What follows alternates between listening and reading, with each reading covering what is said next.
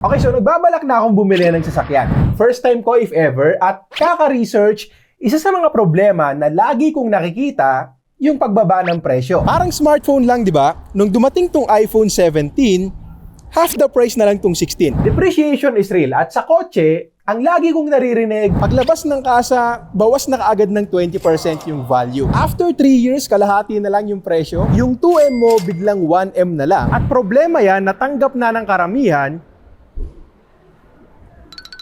pero ayaw ng VinFast. So meron silang nilaunch na residual value guarantee program na nag-o-offer ng up to 90% of guaranteed returns para sa purchased VinFast EV mo. Target nitong maiwasan yung mabilis na pagbaba ng value ng sasakyan natin. So nangangako ang VinFast ng up to 90% value retention sa mga EVs nila even after using it for 6 months, 86% pa rin after a year of use, 78% after 2 years, at kahit nagamit mo na ng 3 taon, up to 70% pa rin yung value kapag binenta mo pabalik sa kanila. At big plus to, lalo na sa mga first-time buyers at medyo hesitant pa tulad ko. Applicable yan sa parehong personal and corporate vehicles. At honestly, tempting din talaga para sa akin kasi bukod dyan sa RVG program, syempre andyan pa yung matitipid mo sa running cost ng mga electric vehicles. Now of course, may mga conditions din like first owner ka dapat, mileage limit should be at 25,000 kilometers per year or 75,000 kilometers in total, and gamit na rin naman pagka ganon, must be in good working condition, and syempre hindi rin pwede yung damage na